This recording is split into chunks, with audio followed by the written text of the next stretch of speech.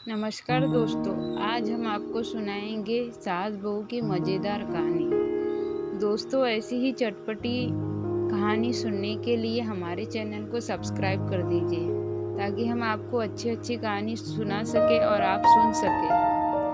चलो दोस्तों, कहानी शुरू करते। मध्य प्रदेश के संडोल गांव में मोतीलाल नाम का एक वैद्य थे जिनके आसपास के कई गांव के लोग दवाइयाँ लेने और अपना इलाज करवाने आते थे।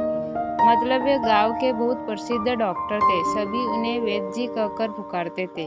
इनकी इकलौती बेटी थी जो बड़ी ही सुंदर थी। एक प्रकार से वो पूरे गांव की बेटी थी। सभी उसे प्यार से पारो बुलाते थे। उसे बचपन से ही कभी किसी चीज की कमी नहीं हुई थी। बड़े ही नाजों में पली और बड़ी हुई थी। पारो जब उसका विवाह पास के गांव के तिवारी जी मतलब सरपंच के बेटे के साथ हुआ तब पूरे गांव को दावत दी गई थी। सब कुछ बहुत ही बढ़िया हुआ था। लेकिन यह क्या, एक ही माह के बाद वो लड़की अपने पिताजी के पास आकर फूट फूट कर रो रही थी। सिसकियों के कारण वो कुछ बोल ही नहीं पा रही थी।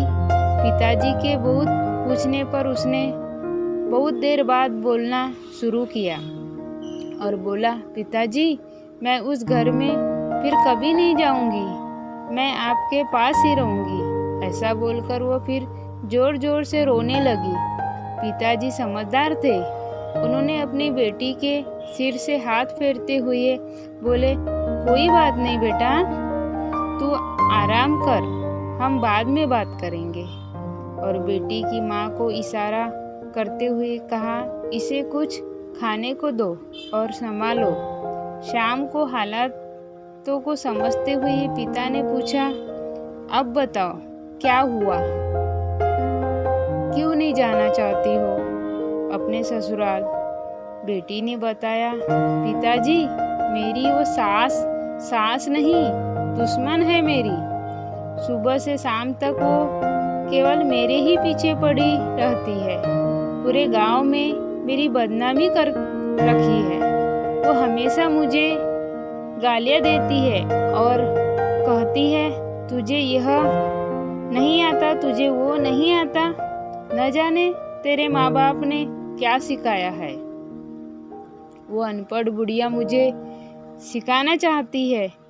और तो और पिताजी, घर के सारे लोग उसका ही कहना मानते हैं। पिताजी, मैं साफ कह देती हूँ, उस घर में या तो वो बुढ़िया रहेगी या मैं उसके साथ में एक पल भी नहीं रहना चाहती। पिताजी गुस्से से बोले, हमने तो तुझे यह अच्छे संस्कार दिए हैं। वो तुम्हारी माँ के समान है। उनके लिए ऐसे शब्द मत बोलो। उस समय वो सब कुछ ठीक हो जाएगा। कुछ समय दो, सब कुछ ठीक हो जाएगा।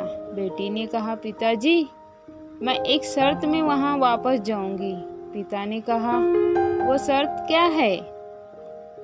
पिताजी, आप तो इतने बड़े वैद्य हैं, दवाओं और जड़ी बूटी के विषय में जानते हैं। पिताजी सिर हिलाकर हामी भर रहे थे और बोले, तो आप मुझे कुछ ऐसा जहर दो कि जिसे खाकर मेरी सास मर जाए, क्योंकि मैं उसे किसी भी रीति से बर्दाश्त नहीं कर सकती। पिताजी मुस्कुराते हुए बोले, बेटा, ऐसे में तो तेरे ऊपर समस्या आ जाएगी। उसके मरते ही पुलिस तुझे जेल भेज देंगी। बेटी ने भी थोड़ा सोचते हुए बोली, हाँ, ये तो मैं सोची ही नहीं। पिताजी ने कहा, ठीक है, मैं तुझे एक ऐसी दवा दूंगा कि उसे रोज एक पुड़िया खाने में मिलाकर दे देना। लगभग 2 महीने में कोई भी इसे थोड़ा थोड़ा खाकर मर सकता है। इस पर कोई तुझ पर संदेह भी नहीं करेगा और तेरा काम भी हो जाएगा। बेटी के तो जैसे आंखों में चमक आ गई और कहने लगी, पापा, आप कितने अच्छे हो और मुझे क्या करना होगा? पिताजी ने कहा, और देख, किसी को शक संदेह ना हो, इसीलिए तू उनसे लड़ना नहीं, बड़े प्यार से रहना। वो जो भी कहे उसे मान लेना, क्योंकि वो 2 ही महीने की मेहमान होगी। बेटी ने सारी बात खुशी खुशी मान ली और अपने पिताजी से 2 महीने के हिसाब से 60 धीमे जहर की पुड़िया लेकर अपने ससुराल लौट आई। अब प्लानिंग के हिसाब से रोज सासू माँ के खाने में एक पुड़िया मिलाकर देना शुरू की और बड़े प्यार से घर में रहने लगी। अब सासू यदि गाली देती तो भी बहू पर कोई असर नहीं होता।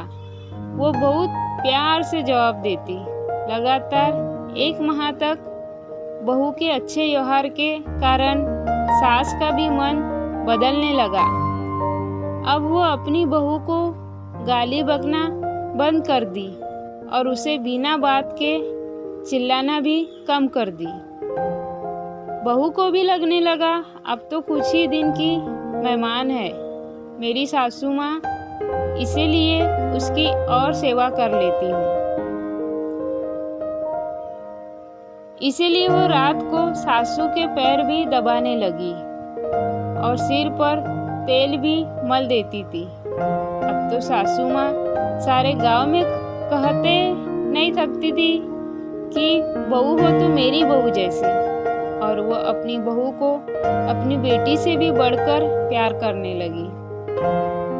उसे घर का सारा अधिकार और जेवर और सब कुछ सौंपने लगी। यह सब देखकर बहू के आंखों में आंसू आ गए और वह अपनी सास को अपनी माँ के जैसे प्यार करने लगी। और तभी उसके मन में एक डर समाने लगा और वो उसी दिन अपने गांव मायके आई और अपने पिता से लिपट कर रोने लगी और कहने लगी, पिताजी आप कुछ भी करो लेकिन मेरी माँ को बचा लो। पिताजी ने कहा, माँ को? वो तो ठीक है, सो रही है। बेटी ने कहा, अरे मैं सासू माँ के विषय में बोल रही हूँ। पिताजी ने कहा, क्यों, क्या हुआ उनको?